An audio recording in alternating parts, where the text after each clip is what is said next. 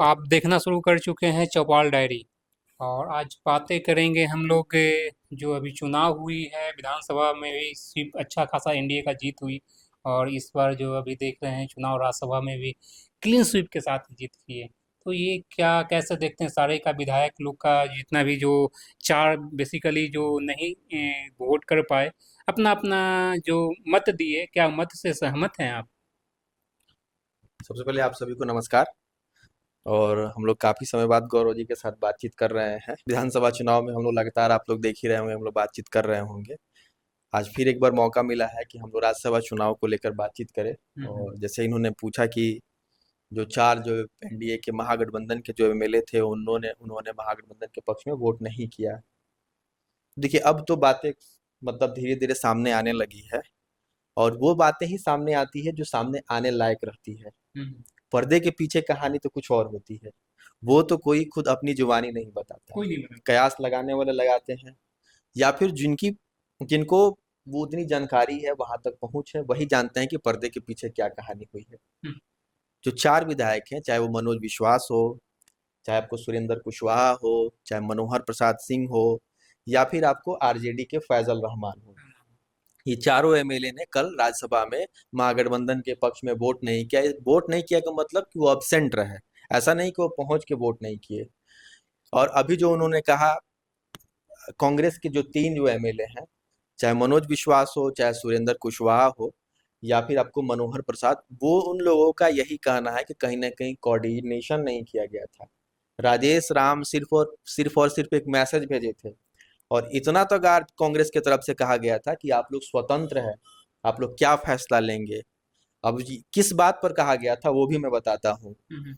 बात ये हुई थी, इन लोगों ने कहा था कि कांग्रेस से कोई उम्मीदवार क्यों नहीं है। अगर जैसे हिना साहब का बात चल रहा था कि हिना साहब को राज्यसभा भेज दिया जाए, मुस्लिम चेहरा है, तो इन या फिर तेजस्वी यादव की भी चर्चा चलने लगी थी कि तेजस्वी यादव राज्यसभा जा रहे हैं।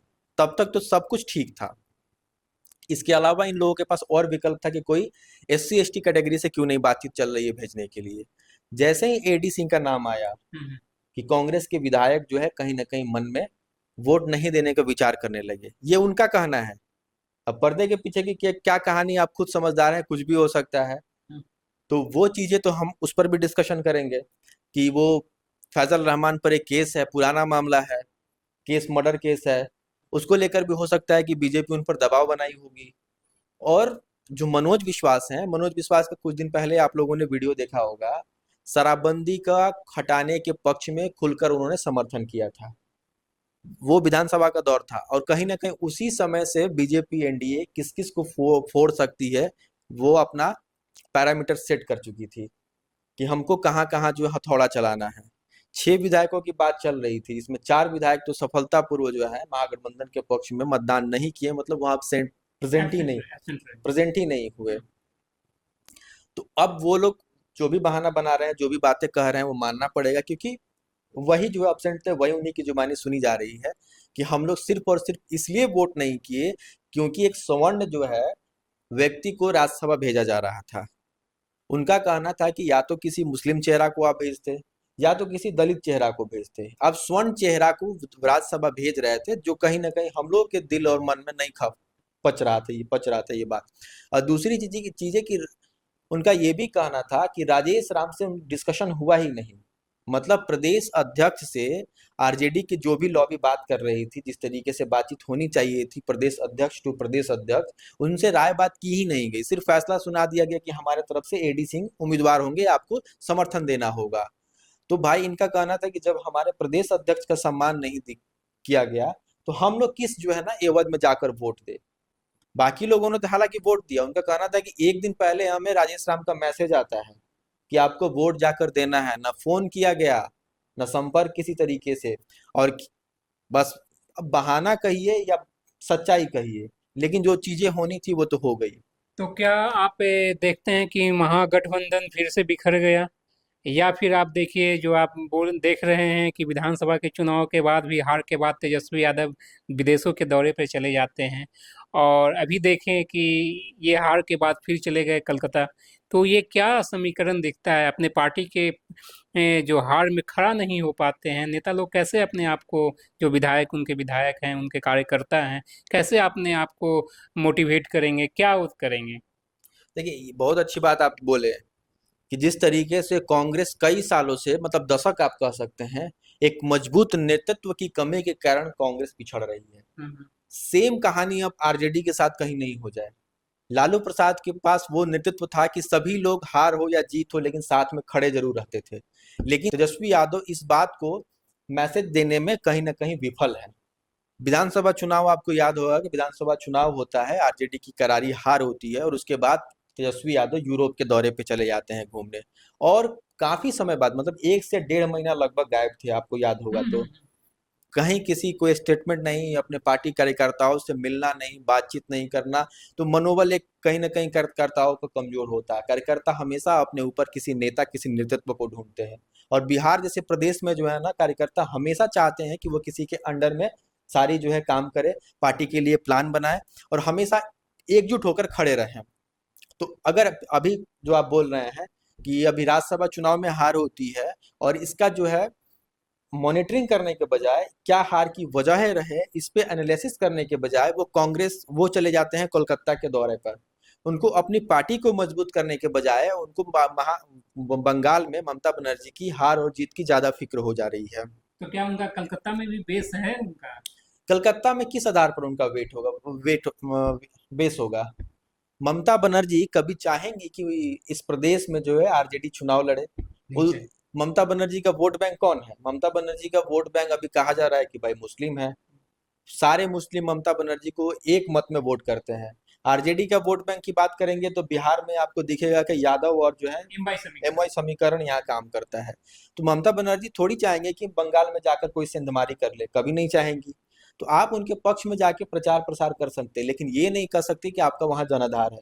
दूसरी बात, झारखंड में भी आप चुनाव लड़ते हैं, आप जीत जाते हैं, गठबंधन के साथ हैं, लेकिन ऐसा नहीं कर सकते आपका वहां जनाधार बहुत ज्यादा है या आपके पक्ष में लोग हैं। तो बंगाल में एक आध दो सीट पे लड़ेंगे क्या तेजस्वी?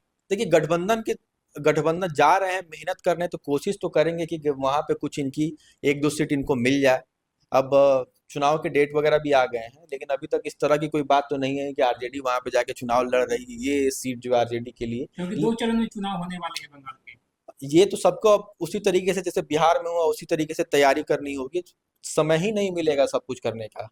आप इतने बड़े प्रदेश में 2 चरण में चुनाव कराते हैं, इधर मन मैनेज करेंगे या इधर मैनेज करेंगे, आपके जितने भी जो स्टार प्रचारक होते हैं वो कहाँ कहाँ जाएंगे प्रचार करने, ये मैनेजमेंट पार्टी के लिए बहुत बड़ा सवाल खड़ा हो जाता है 2 चरण में जब चुनाव होते हैं तो। हम्म। मतलब एकाएक कार्यक्रम आपका एक, कभी आपको स्टॉप मिलेगा ही नहीं, आप लगातार कार्यक्रम पर कार्यक्रम किए जा रहे हैं, तो ये स्थिति होगी। और बंगाल में अब देखिए क्या होता है। बिहार और बंगाल का नाता तो पुराना रहा है। शत्रुघ्न सिन्हा बंगाल में जाके चुनाव लड़े, वहां से जीत गए। टीएमसी से पहले भाजपा के कद्दावर नेता हुआ करते थे। तो बिहारी ऐसा नहीं है कि वहां जाके चुनाव नहीं लड़ते। पवन सिंह का मामला आपको याद होगा, पवन सिंह को टिकट कहाँ से मिला था? बीजेपी ने जी। आसनसोल से। आसनसोल से दिया गया। तो बिहारियों की संख्या वहां अच्छी है। हो सकता है कि जो आप बात बोले कि उसी की वो बार्गेनिंग करने गए होंगे कि भाई 1-2 सीट इधर दे दीजिए। बंगाल में हम लोग बंगाल में अपने किसी पार्टी कार्यकर्ता को खड़ा करेंगे, जो भी उनके उम्मीदवार होंगे। हम्म। इसमें कोई इफ बट नहीं हो सकती कि बिना फायदे के कोई बहुत मेहनत नहीं करता है। अब देखते हैं आगे क्या होता है। लेकिन 2-3 दिन तो इनको देना चाहिए था, अपने कार्यकर्ताओं को देना चाहिए था समय, जो हार हुआ है उस पे बैठक करते। बाकी बैठक बीच में हुआ था तो बहन से झगड़ा भी हो गई थी, देखने किए थे। अब यही तो वजह है कि पार्टी के कार्यकर्ताओं की तो छोड़ दीजिए, परिवार में भी जो है विवाद खड़ा हो जा रहा है। हम्म। बहन, जो वही बहन रोहिणी जो है लालू यादव को किडनी देती हैं, छपरा से चुनाव लड़ती हैं, उनके लिए लालू प्रसाद यादव कैंपेन लगातार करते हैं, और उस बहन से झगड़ा। और वो मतलब, भी हार के एनालिसिस में जो और हार। वो भी जब जिस दिन आपकी हार होती है उसके बाद आप समीक्षा कर रहे हैं कि हार की क्या चीजें, क्या वजह रही। इस बीच, इस दौरान जो है वो कलह जो है सामने आता है। तो अगर आप फैमिली में भी जो अगर निशाने पर आ जाते हैं, पार्टी कार्यकर्ताओं को इग्नोर करते हैं, तो कहीं ना कहीं आप में बहुत बड़ी कमी है। आप पार्टी कार्यकर्ताओं को खुश नहीं रख सकते हैं, आप पार्टी कार्यकर्ताओं के साथ नहीं है। उन्हें इस समय आपको एक नेतृत्व की जरूरत है, आपकी साथ की जरूरत है। आपको बताना होगा कि किस वजह से हार हुई। हम लोगों को मजबूती के साथ आगे लड़ना होगा। आपका एक मैसेज तो ठीक था जो राज्यसभा चुनाव के दौरान आपने कहा था कि हम लोग जो है चुनाव लड़ना पसंद किया, पीछे हटना नहीं, क्योंकि 6 वोटों की कमी थी। हम्म। 6 वोटों की बार्गेनिंग अपनी बातचीत चल रही थी, 6 वोट बहुत वोट होते हैं। तो इन्होंने कहा कि हम लोगों ने लड़ना पसंद किया, झुकना नहीं पसंद किया। इसी मैसेज के साथ अभी बिहार के कार्यकर्ताओं, जितने भी उनकी उनकी हार हुई है, उनके साथ समीक्षा करने की जरूरत थी। और जो लोग भी इनके साथ नहीं खड़े हुए, जिस कारण से भी वो वोट नहीं दिए, उन पे सख्त एक्शन लेने की जरूरत थी, ताकि इस तरह की कभी भी पार्टी में कोई स्थिति नहीं हुई है। अगर चुप आज रह जाते हैं, तो कल के डेट में हो सकता है कि आपकी पार्टी में बड़ी टूट देखने को मिलेगी। तो आप बीच में देखे भी कि अपने परिवार को भी वो अपना मैनेज नहीं कर पाया, उनके भाई साहब भी अलग होकर तेज प्रताप, उन्होंने अलग पार्टी बना ली विधानसभा में, और परिवार बहन का भी सम्मान नहीं मिला। तो क्या आप देखते हैं कि ये पार्टी आरजेडी को आगे ले जा पाएंगे जो 2030 में चुनाव होगा? किस नजरिया से आपको देखेंगे? देखिए, एक चीज तो जरूर आप सही बोल रहे हैं कि आरजेडी में बिखराव हो ना हो, पार्टी में मतलब परिवार में बिखराव तो हो चुका है। हम्म। ठीक है। तेज प्रताप यादव अलग अपना रास्ता चुन चुके हैं। बहन जो है उनकी जो है, वो भी अब धीरे धीरे परिवार से लगाव नहीं रख रही है, रोहिणी। बीच कुल बीच में मीसा भारती का भी उस तरह का बयान आ कुल जाता है। मिला जुला के मीसा भारती आपके साथ कहीं दिख जाती हैं, लेकिन बहुत खुश नजर नहीं आती है। नहीं आता। और बहुत कुछ मीडिया से बात करते हुए, अब इन कलहों पे, इन सारी चीजों पे कभी बात करते हुए नजर नहीं आती है। ले अब 2030 की जो बात है, धीरे धीरे ही कोई चीजों को जो है ना, कोई बड़ी सफलता की तरफ कहानी गढ़ी जाती है। एकाएक ऐसा नहीं है कि फिर चुनाव आता है, फिर हम पहुंच जाते हैं, चुनाव प्रचार करते हैं और फिर हम चुनाव जीत कर चले जाते हैं। वैसे प्रदेश में जहां आप लगातार 20 साल से हार रहे हैं, आप 2005 के बाद से आपकी पार्टी फुल बहुमत में कभी यहाँ नहीं आ रही है, और उस प्रदेश में अगर आप सोच रहे हैं कि चुनाव के घड़ी आकर आप मेहनत करके जीत जाएंगे, तो ये सबसे बड़ी आपकी जो है मतलब आप बेवकूफी कह सकते हैं कि यहाँ के, और वो भी आपके अब के समय में आपके जो है विपक्ष की जो नेता है कौन है, जिनकी केंद्र में सरकार है, जिनकी बिहार में सरकार है, जिनकी कई प्रदेशों में सरकार है। और दिल्ली इलेक्शन आप देख लीजिए, कई कांग्रेस को कहाँ वो लोग लेकर चले गए। तो आपकी जो है विपक्ष के जो लोग हैं, आपके दुश्मन जो हैं, वो बहुत मजबूत है। और उनसे लड़ने के लिए आपको उनसे मजबूत तरीका से स्थिति लड़ना की है। जरूरत है। तो ये चीज ये है कि 2030 चुनाव इतना आसान नहीं है। अगर बीजेपी के मुख्यमंत्री की बात जो है इस बार चल रही है कि मुख्यमंत्री नीतीश कुमार जा रहे हैं, बीजेपी के मुख्यमंत्री होंगे, 5 साल बीजेपी के लिए टफ होगा, क्योंकि उनको अब प्रूफ करना होगा कि इस प्रदेश के मुख्यमंत्री के लिए सबसे अच्छा हम है। अगर बहुत अच्छा काम करके दिखा दिए, तो फिर 2030 आरजेडी के लिए बहुत बड़ा चुनौती बन जाएगी।